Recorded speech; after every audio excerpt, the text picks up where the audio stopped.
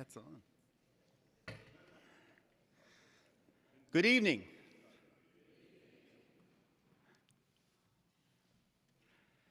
I trust that many of you may have heard of the three tenors over the years. So welcome to the three organists. My name is Jeff Parker. If you don't know me, and I have the privilege of serving this great congregation as Minister of Music and Worship. 60 years ago, when this congregation made the prayerful decision to build this beautiful sanctuary, the music of worship was a top priority. As a sign of this commitment, the congregation went to the premier pipe organ builder of that time to have an organ custom built for this space. We're here tonight to celebrate the impact of this amazing instrument. But this instrument, this organ, doesn't sound on its own. The magnificent music that has filled this nave in those nearly 60 years comes only through the gifted and dedicated hands that have played those keys. Tonight, we are thrilled to present to you three outstanding organists, each of whom has served or is currently serving as our church organist. They agreed to be a part of tonight's concert out of their love for this congregation and their admiration for this organ. Those of us gathered here tonight are the benefactors of their talents and their willingness to be here. I'm honored to be a part of a worship music heritage that includes these three men, and I'm honored to be able to call each of them a friend. But we aren't here tonight just to listen. As I hope you've read in the brochure you were handed when you came in, after almost 60 years, it is time for this instrument to be restored to its original glory. Wooden, metal, and leather parts are reaching their lifespan. 6 decades of dust, humidity, temperature changes, and building vibrations have taken their toll. In bringing these three musicians together in one night, we are hoping each of you will be inspired to consider being a part of the restoration of this organ. The brochure provides more information on the process. If you would like to give tonight, you may do so using the QR code or the envelope that is provided. And there are baskets at each door as you leave tonight. Following the concert, there is a reception in the narthex that we hope you will stay for. And I'll be available during that time if you have any questions or want to discuss other creative ways to be a part of this restoration. So before we begin tonight, we want to be in the moment. So please make sure those cell phones are off or silenced. And I'm curious, how many of you have been a part of this church or a part of the Chattanooga community long enough to heard all three of these men play this organ? That's fantastic. Daryl Miller joined our staff in January of this year. I first met Daryl over a lunch here in Chattanooga early last fall. I knew almost immediately how special he is and how much he would bring to our worship and our music ministry. And he knows everyone. He really does. I'm convinced he does. He's not just a name dropper. Daryl has brought humor and insight and great skill to our FBC family. We are better with him among us. I first met Ethan McGrath at an American Choral Directors Association conference in Dallas, Texas in March of 2013. He was this intriguing mix of young student and published composer. But as so many of you know, there was so much more. There's talent and authenticity and dry, subtle humor. There aren't many words, but there's a lot of that other stuff. And Ethan brought all of that to his time here with us at FBC. He too made us better. Jonathan Crutchfield and I met when I was a young seminarian in Louisville, Kentucky. He was working on his doctorate, and he was a rock star, if that's possible on a seminary campus. He was always hanging with the cool professors and running around campus with the other super talented students. What a thrill it was to find out that I was going to have the opportunity to serve here in a place where the rock star had once served. The years have confirmed what a great guy he truly is. Jonathan set the bar for this organ. So, ladies and gentlemen, the three organists.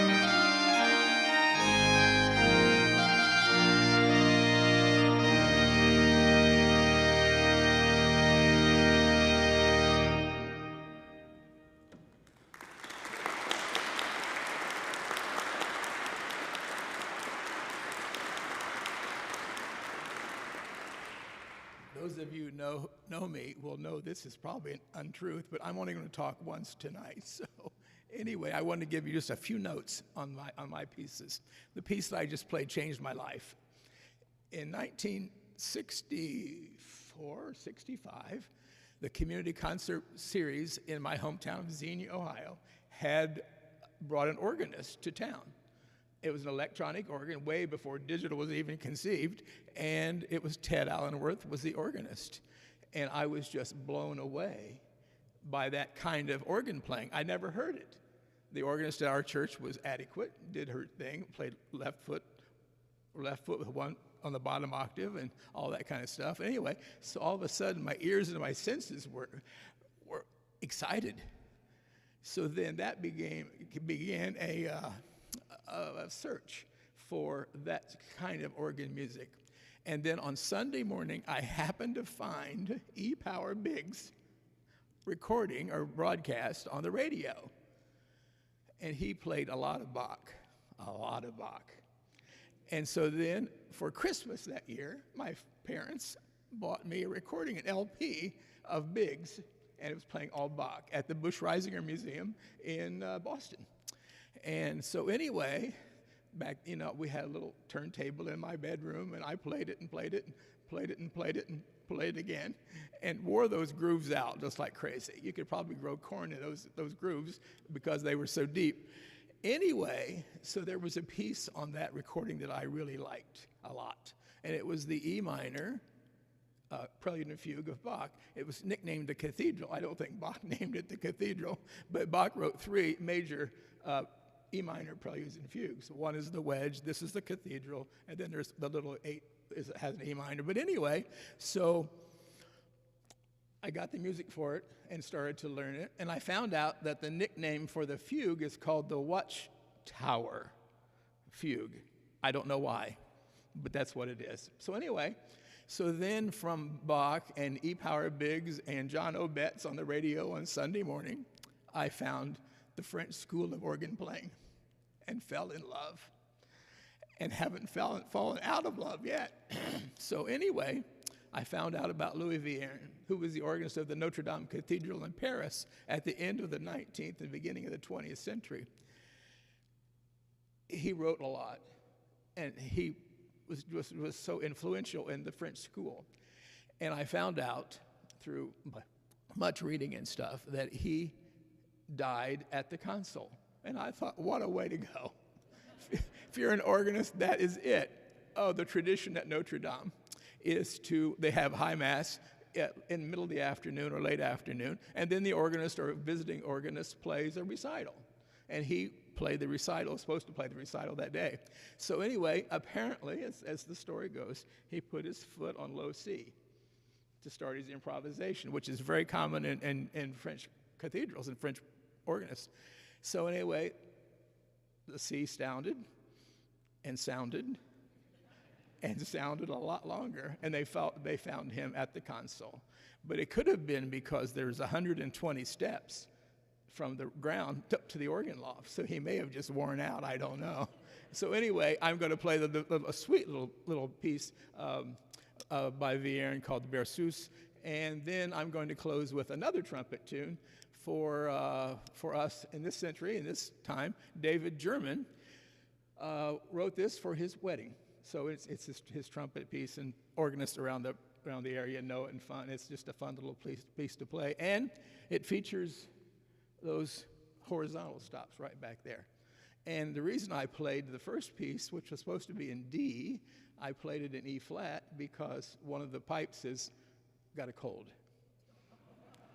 So it's kind of hard to trill with one note, so we transposed it. So anyway.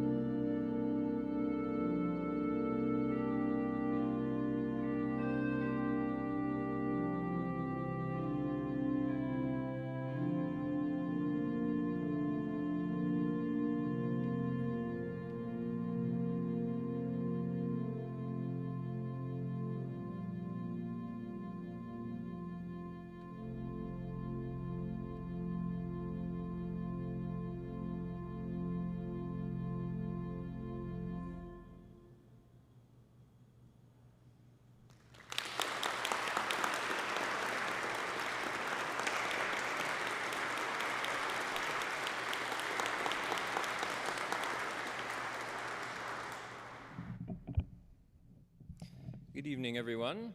It's a pleasure to be back at First Baptist. This church has been a meaningful part of my life ever since 2013 when I first worked here when I was working on my undergraduate degree at UTC. And this church is just a wonderfully supportive community and does so much for the local music scene and the events that they host here. And even when I wasn't working here, the door was always open for me to do concerts here and things like that. And I really appreciate that. And I appreciate the invitation to come back and be a part of this event. The elephant in the room is that I feel like I may be the least professional of the three organists, simply because I left my organ shoes in Boston. And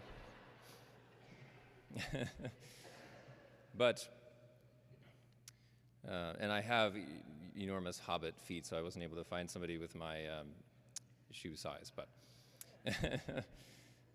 But thankfully, most organists, when we start out, we learn without organ shoes first. So I'm just trying to tap into that, those distant memories. Anyway, I'm narcissistically programmed to two of my own pieces, and both of them, incidentally, were commissioned by Jim Bailiff, who is here with us tonight, and I really appreciate his generosity in commissioning those works. And in fact, the piece I just played, that's sort of the first public performance of it. It was performed once at a private AGO event at Jim's house, but this is kind of the first time it's been trotted out to the wider public. And then I'm playing a piece by Bach, and then another piece that I wrote. And the Bach piece in the middle kind of influenced both of my works a little bit. You'll definitely hear some similarities between the Bach pastoral and my own pastoral. And in the final piece, the pastoral on General Seminary, you'll also hear the influence of Ralph Vaughan Williams and an unintentional nod to the Organ Symphony by Saint-Saëns.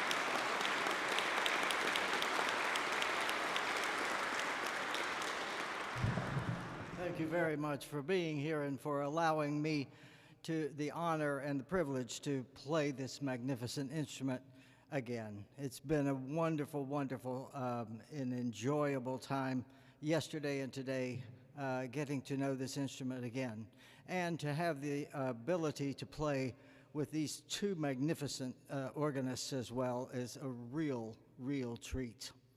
So tonight I would like to play some reminiscing pieces of First Baptist Church for me. So the first piece, the Jacques Lemons Fanfare, I heard here in this room performed by the First Lady of the organ, Diane Bish. She came many years ago and did a fantastic concert here, and she opened with this piece, and I thought, I want to learn how to play that. 25 years later, I'm still working on it. But she played a second piece that showed off the three beautiful flutes of this instrument. And it's the next piece by Pietro Jan, the humoresque L'organo primitivo. So it will show you the more quiet side of this instrument. The third piece, The Peace May Be Exchanged by Dan Locklear, is very near and dear to me. It's a wonderful piece, and I learned it on this instrument when I was here back in the late 90s. And a wonderful friend of mine, Danny Williams, also fell in love with this piece. And so every time that I can play this with Danny in the room, it is so meaningful to me. So thank you, Danny, for being here and for allowing me to play this piece again. So another piece that Diane Bish introduced me to, I had never heard the organ arrangement of the Nimrod from the Enigma Variations. She played that and went from the most quiet of stops on the organ to the most powerful of ones, and then back again. And I thought, I want to learn how to play that 25 years later. But the final piece, the wonderful Vidor Toccata, I knew that I needed to play that piece. It became one of the pieces most cherished and loved here by me and by others when I was here, and I know that it's one of your favorites as well. So without further ado, let's hear some of the flutes.